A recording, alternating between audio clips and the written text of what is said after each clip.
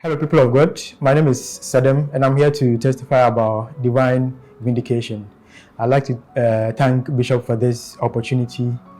Up until 2017, I've been working with one of the biggest banks in the country, and then towards the end of 2017, a fraud incident happened.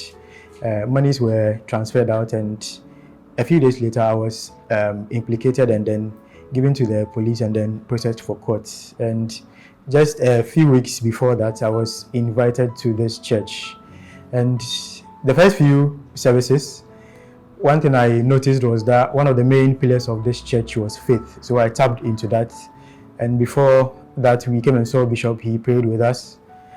And we went for the first court date. My plea was taken, and then my lawyer started asking for bail. And this is where the first miracle came in, because we had been told before this that in case like mine, bail was set at the amount involved or higher, and the amount involved in mine was $2 million.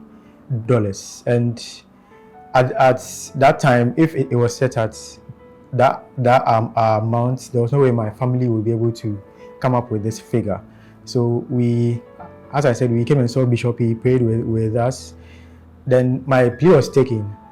My lawyer started asking for bail. I bowed down my head and cleared out everything from my head. The next thing I heard was the judge setting the bill at 50,000 cedis, which was very huge to me, because if we hadn't been able to make the bill, a court case which took about 4 years, I would have been coming from prison. Unfortunately, the next thing that happened was that the judge was transferred, and for about 2.5 years, no new judge was brought in. And this only changed when I came for one of the prayer and fasting programs, and a seed was called, and it was a Friday. I brought a seed on a Sunday, and the next day, which was a Monday, was a court day. When we went, we were told that a judge had been brought in, and it was even to the surprise of the clerks and the prosecutor, who, even as a layman, I know that if a new judge is going to be brought in, they would at least be given a heads up.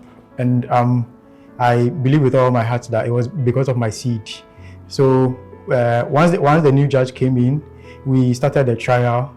This was in December 2021. By February of the next year, which was 2022, we were done with the trial, and we had been able to completely break down their case.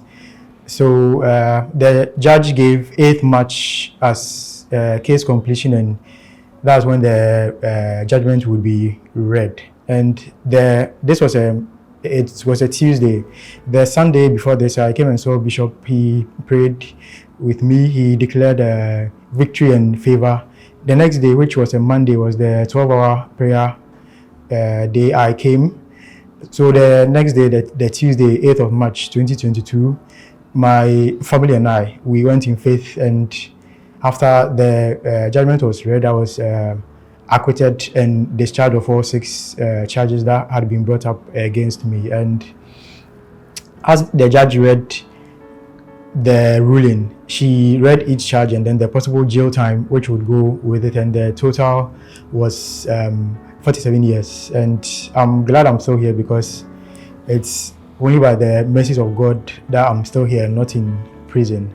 And from the beginning, it's just been favor upon favor. We had people helping at no charge.